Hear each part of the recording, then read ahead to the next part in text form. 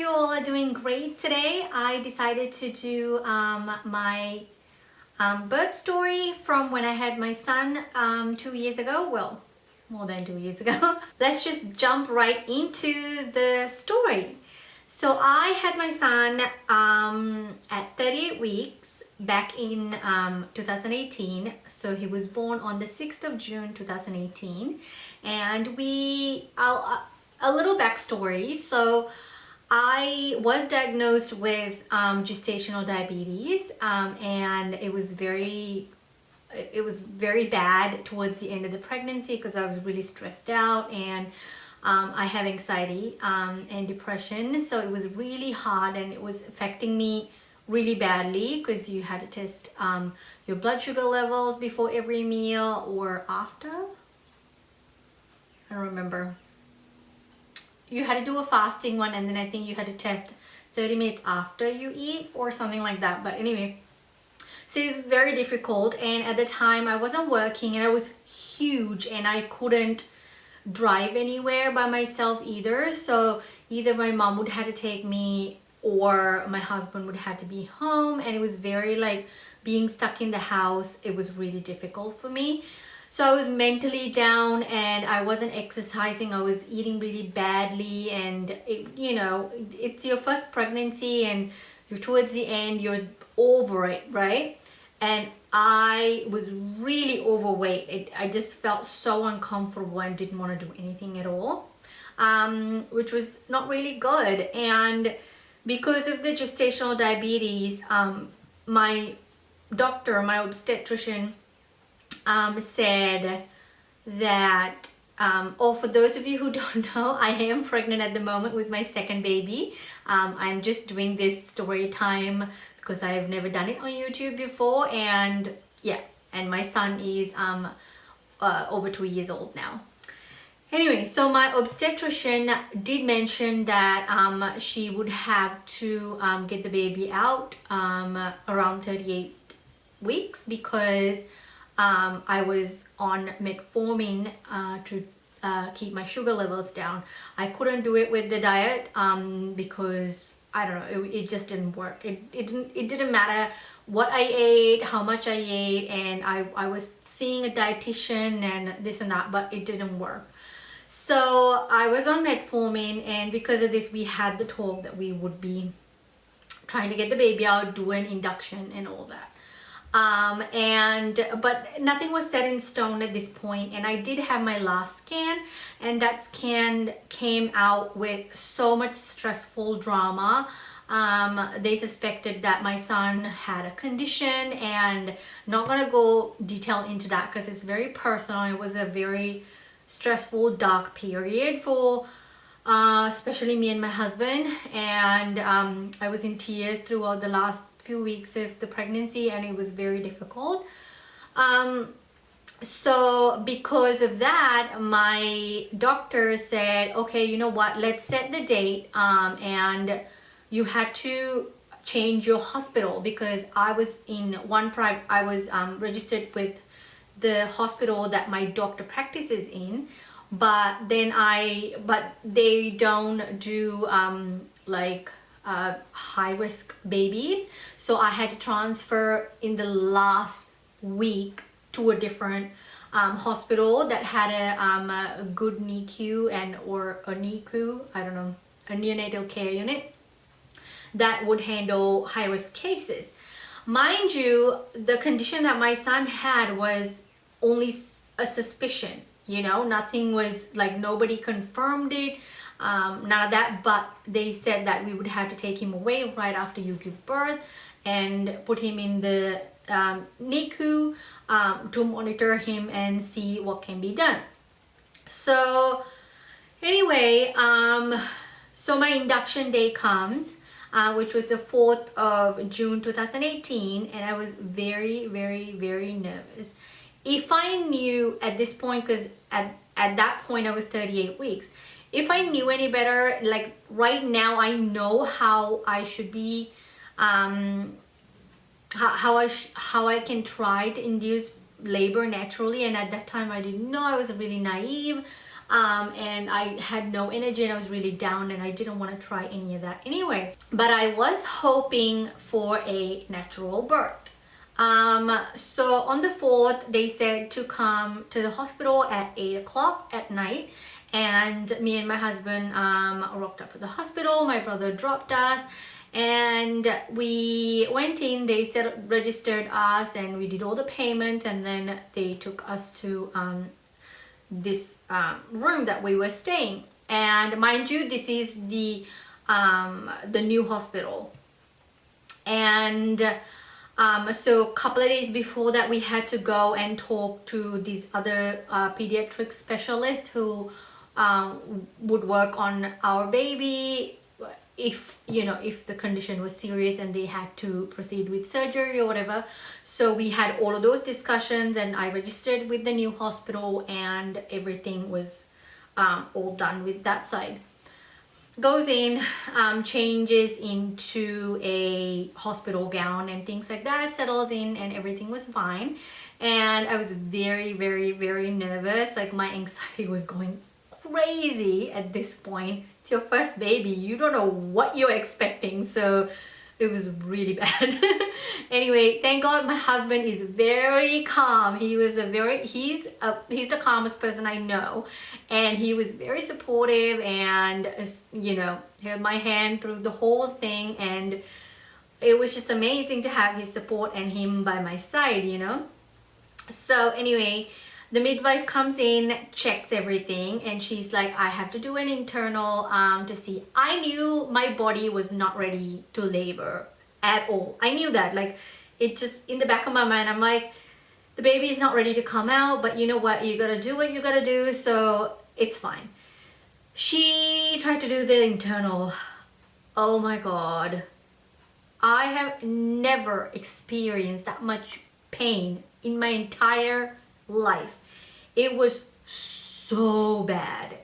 I don't know if internals are supposed to be that bad, but that was ridiculous. Okay, I was screaming the place down because it was so painful. She's like, I'm sorry, just a little bit more, and then like try to push her fingers in. I'm like, oh, are you kidding? No, that is so freaking painful. I was literally like riding up the bed. It was so bad. And and she said, okay, if I had to do it again, I'll give you some gas and air. So okay, whatever. And she did the test, and she said, okay, well, you know, you're not dilated, so let's just get the process going. And I'm like, okay, cool. And then she put the first dose of the induction gel in there, which is called prostaglandin. So that's the gel they use, and she did 1 dose of it. I don't know how many doses she did, but that was the first round of the doses that she did. And she said you should start feeling stuff, you know, within the next 30 minutes to an hour. So okay, cool, whatever. And around this time, around this time it was close to like 9. I think it was like around 8:39. Everything went really smoothly and quickly, so we didn't have to wait around, none of that. So, you know, as soon as we went in, was able to get everything done within the 30 minutes. So I started to feel the pains. So between 8:30 and 9 p.m. I started getting contractions, and at first they were fine. Like, you know, I could listen to some music, watch YouTube videos, walk around, whatever. And they did say to walk around to encourage dilation and this and that. We did all of that, and then I came across this video where you can induce natural labor, and I was doing some of those exercises. None of that worked, but I was trying them, and me and my hubby had a good laugh. We were just, you know, having fun the whole time. Not the whole time, that first couple of hours. And then the pain kicked in. Ooh, did it kick in hard? Oh yes, that was ridiculously hard, okay? And I've heard from other moms who's had natural labor, like who's gone to labor naturally and had an induction done, that the contractions are much stronger when you have been induced. I believe that's the truth because, oh my God, those were ridiculous. And generally in my life, I usually get really like severe period cramps. I have prescription medication for it. I get pain to the point where I would like pass out. It's really bad. So I am used to that kind of cramping, laborish pain. Now I can compare because I know how both are. And no, labor pains are actually much worse. Except that after I had my son, my cramping were similar as well. So I don't know, whatever, it's painful. So anyway, hubby was rubbing my back, pressing the back when I would get a contraction. Some contractions would last for like a minute or two. Like it wouldn't go down. You could see in the chart that it would go up and up and up and then stay up, stay up, stay up, stay up, stay up. I'm like, go down, go down. Like it is so painful. And I was back laboring really hard, so the pain was coming from all the way from the back to the front, and it was a lot of back labor. So anyway, I was listening to prayers at this point and just, you know, trying to get through the night basically. 2 hours go by and the midwife comes in to check me again, and she did let me know that my doctor has been notified and she will be there to see me in the morning if things doesn't progress really fast. Otherwise she's on call and she'd be there. And my doctor had worked in this hospital previously, like years ago, so they did allow her to come there and you know, practice there and be my doctor. So that part of it was fine, which I'm so thankful for. If I got a new doctor, I would be really uncomfortable, and you know, it's strange because you've been seeing this doctor for a while. And yeah, anyway, she checks me again and she did give me gas and air this time and did the internal. It was not pretty. It was again super painful and like unbearably painful.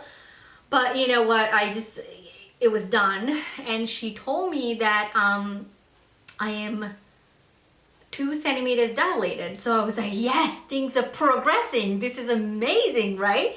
And I was thinking, okay, you know what, in a few hours time, I'll push out the baby. He'll be with me. We'll all be happy. And in a couple of days, we can go home, whatever. And that didn't happen. So I was in pain again, having contractions and trying to get some rest and this and that. So I believe this was close to midnight now, and I honestly can't remember the time frames. It's been so long since I've gone through this. And she comes in again and checks me again. By this time I was trying to get some sleep. I was asking for heat packs, and they did give us heat packs, and they said they can't give other medication, or I don't know what she did. I don't remember. Anyway, so she came back in, and then she checked again, and she was like, oh, that's strange. Your cervix has closed up. And I was like, what? Say what now? It was 2 centimeters. It said no, I'm not doing this. I'm gonna close back up. It closed back up. Like, hello, disappointing, okay? All hopes went out the window, and I was so disappointed and sad. And she was like, you know what, let's just progress through the night, see what your doctor says in the morning. I'm like, all right, we'll see in the morning then. And it was the worst night ever with contractions, and it was just really strong. And yeah, there was nothing I could do, and we got no sleep at all, because I would just be awake trying to get some sleep, and you know, I was in pain and screaming and this and that, and it was really, really difficult. Anyway, so the morning time comes, and then so mind you, every time she checked me, she did put more gel in. So by the morning, I think she had put gel twice or 3 times, maybe twice, I don't know, maybe 3 times, but it was the same dose that she put in. So my doctor comes in the morning and she's like, hey, so I heard everything and doesn't look like you're progressing well, so I'm going to up the dosage and you know, see how things go. So I'm like, okay, cool, sure. And I think because she upped the dosage, they transferred us to an actual labor room where women actually give birth. So we were in the labor room, and the doctor did another internal, which was even more painful than the one that the midwife did, which was fantastic. And she said that, you know, you're not ripe and ready yet, like nothing's happening down there, so let's up the dosage and see where things go. So up the dosage, and contractions were even worse. And mind you, this was the 5th of June now. And we talked to family, and then, you know, I think my parents were able to visit. My mom probably was able to visit. I really can't remember. But anyway, around midday, doctor comes, checks again, and it was just bad. It was really bad. The pain was, it was excruciating pain when each time she did the internal, right? And she said, you know what, you haven't progressed at all, so I'll give you, like, I'll up the dose again, but that's as much as I can give you. If that doesn't progress, then we had to think about other options. So I was like, okay, that's fine, sure. Give me the higher dosage. So they administered a higher dosage, and I think we were transferred back to our normal room, and then transferred back to the labor room. I can't remember, but anyway. So my contractions were definitely getting worse and worse and worse, and closer closer together.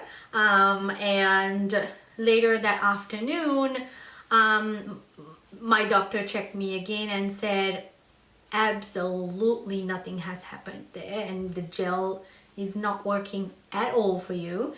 And she did say this can happen to certain women, and it does. There's nothing to be disappointed about. It's just your body is not ready. I was disappointed because, come on, I've been in labor pain for like 20 hours or whatever, which is not, oh my gosh, it is not fun being in labor for that long. And then she said, okay, we had to look at other options. So either she can go in with the tool, break the waters, and see how that will do it. Otherwise, the other option was the balloon catheter. So she can just inflate the balloon in the uterus and get the labor going that way. So, and she's like, you know, I'll do another internal and see which one is better. So she did another painful internal, and she said, you know what, the only possibility, like, and the pain, she couldn't finish the internal, mind you, because I was in so much pain, and she stopped halfway. She said, you know what, you've been in labor for like 20 hours now, and I really don't want to put you through any more pain. You're at the point where you can't even handle the internal, and that's just not good, because if I try to put instruments in, it's not going to do anything because your cervix is really tightly closed, and balloon catheter is definitely out of the question, because I won't be able to even get the balloon in there. And if I try to do the hook to break the waters, it just won't, I can't put it in there. It'll be really, really painful. She said, I really don't want to do that to you. And I was getting really scared because at this point I know where things were going. And she said, so we will think about a cesarean. And I was like, no, I'm not doing a cesarean. No, I hadn't even read about it. I wasn't prepared. I didn't care about a cesarean. I just didn't want to do it. That wasn't even in the plan. I just wanted to progress naturally, give the birth naturally, like have the baby naturally. That was it. There was no other option. I was being very stubborn. Started crying, and my doctor was so nice. She said, you know what, I'll give you guys time. I'll come back in like an hour, talk to your husband, your family, whatever, and then we'll make a decision. She gave us time. I was bawling my eyes out because I knew cesareans are hard and the long recovery and things like that. And my husband was saying, look, it's, you know, I don't want to see you in pain anymore. I don't want to see you go through labor anymore, and let's just get it over with. If it's gonna take a cesarean to take this baby out, it's gonna take a cesarean. You know, you just had to like go with the flow. There's nothing you can do. You can't just keep the baby in. So after a while, I agreed to disagree and decided to go with it. And my doctor came back and she said, I'm gonna talk to the midwife and see if they can do the cesarean tonight. The theater wasn't free, so they weren't able to schedule it for that night. And she said, okay, I scheduled it for 10 a.m. tomorrow morning, which is the 6th of June. And I said, so does that mean I had to go through labor until then? She said, unfortunately, yes, you do. So because I had the higher dosage of the gel, the contractions were just going. It wasn't backing down at all. So again, that night was really horrible. I was screaming, I was in pain. They gave me heat pack for my back and nothing else really, you know, I just had to manage the pain. Anyway, it was really difficult. And by 10 a like around 9, I think, in the morning, or 8 probably in the morning, on the 6th of June 2018, midwife came and said, hey, here's your gown. They gave me a razor, I think, to shave like that area or something. I forgot what exactly I got, but it was like a kit before, like you get before you were cesarean, and said, just prepare yourself, wear the gown and this and that, the hat, and gave an outfit for my husband as well. And yeah, so around 9:30 or 9:15, I would say, I was taken into the operating rooms, and we were sat down. The anesthesiologist, she was so lovely. She came and spoke to me, and I did say that I have a scoliosis. She said it's fine. She's worked with scoliosis patients before. We'll try it and see how things go, and it should be fine. So yeah, and then during this whole time I was still having contractions. And my husband got ready as well, and then they told him to wait outside, took me into the operating room, and then had me sit down on the operating bed, and they gave me a pillow to hold and bend forward so she can numb the back and get the spinal injection in. Everything went fine. It wasn't painful at all, like, because they numbed the area with numbing, and then only they do the spinal injection. So I was fine. I was just very panicky at this moment because my husband wasn't in the room as well. But oh, I could feel the sweet drugs just, you know, numbing my legs and my contractions going away. I was like, yes, this is amazing. And they put my legs onto the bed. I laid down. I had to put my arms like this, and they strapped it to like these wings of the bed. and put the curtain up, and the operating room filled up with like 15 people because they had to have the pediatric team to take away my son and do that bit, and then the doctors and nurses and midwives who were performing the cesarean to be there as well. So there was about 15 people, which was really daunting. Not something you want to go through for your first pregnancy, obviously. Brought my husband in, he held my hand. I was like, oh my god, like thank you for being here. And he was talking to me throughout the whole thing. And yeah, so the anesthesiologist was right there next to me. My husband was right here. I was laying down and I could feel like movements and pushing and tugging, and like all of a sudden this weight being lifted off, and the baby was coming out, and he started crying immediately, which was so beautiful. And they lowered the curtains and showed him, and it was such a beautiful moment to see my son. And they immediately took him away, and they said daddy can come if he wants. And my husband went along. He filmed some of it, so I was able to see later on. And I was really sad that I couldn't hold him. And at this point, I felt like I was gonna vomit. So I told the anesthesiologist, and she said, that's fine, that's fine. And she gave me a drug, and it calmed right down.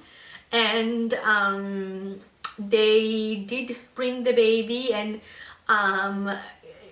gave him to me for like, I don't know, probably like 30 seconds to a minute. And I was able to hold him for a little bit, give him a little kiss.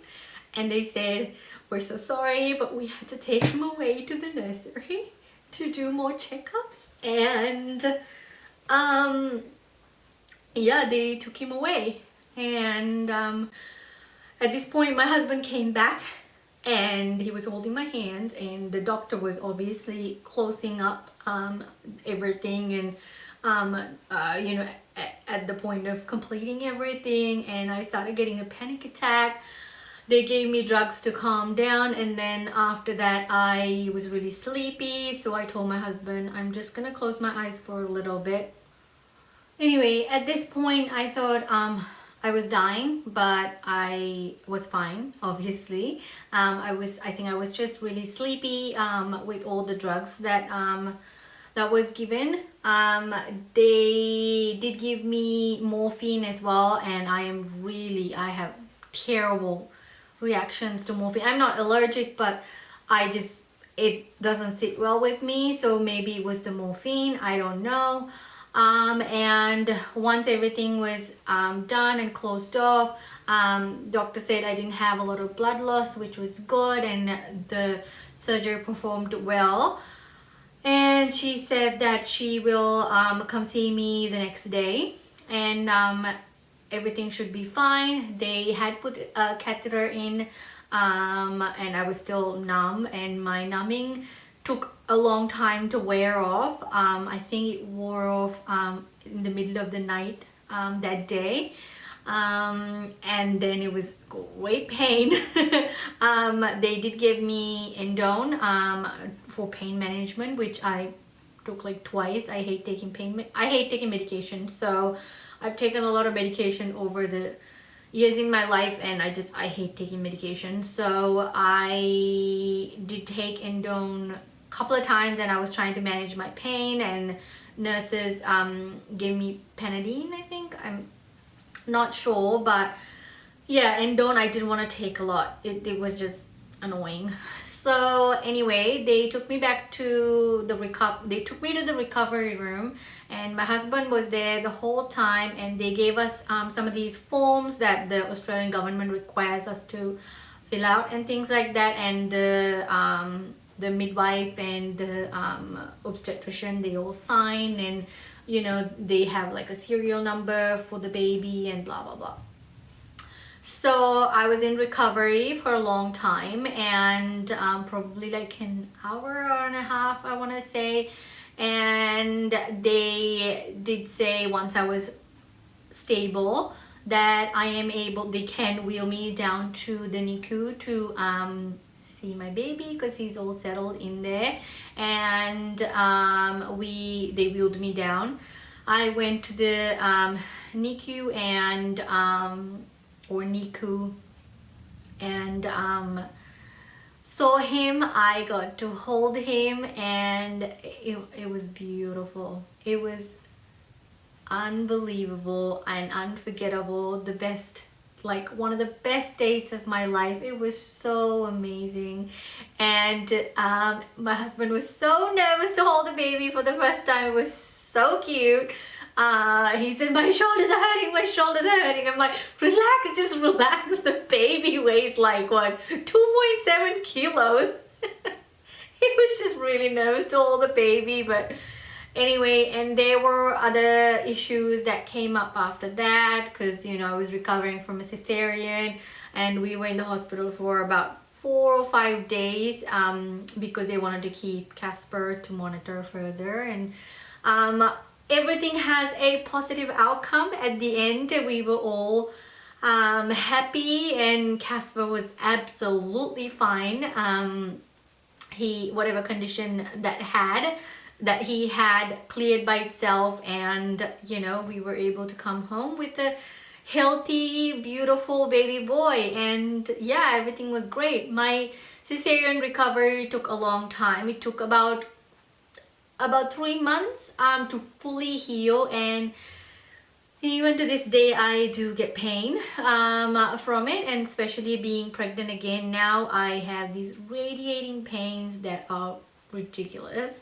But yeah, it's all worth it, because you know, I ended up with a beautiful, smart little boy, and we are having a little girl again. So yeah, and I'm sure I will have another birth story end of the year. So yeah, thank you guys so much for watching. I know the video is long, but I wanted to cover everything, and I am not going to go into details of the cesarean recovery and things like that. But if any of you moms are expecting a cesarean, like if you have a planned cesarean, or want to know about a cesarean and how the recovery is, because I know there's not a lot of videos on YouTube regarding cesarean recovery, and not a lot of people tell the honest, brutal truth, which I'm not hesitant to say, because I know how it was like, and it wasn't pretty. It was awful, and I do not want another cesarean. So this time I'm doing everything to have a natural birth. I have already talked to my doctor, who is the same doctor just like last time, and we did talk about a VBAC, which is a vaginal birth after cesarean. Hopefully I can have a VBAC. If not, I am definitely going to set a date for a cesarean, go in, no contractions, and deal with the aftermath after the surgery. So yeah, anyway, that's it for today, guys. Thank you so much for hanging out with me, and I'll see you next time. Bye.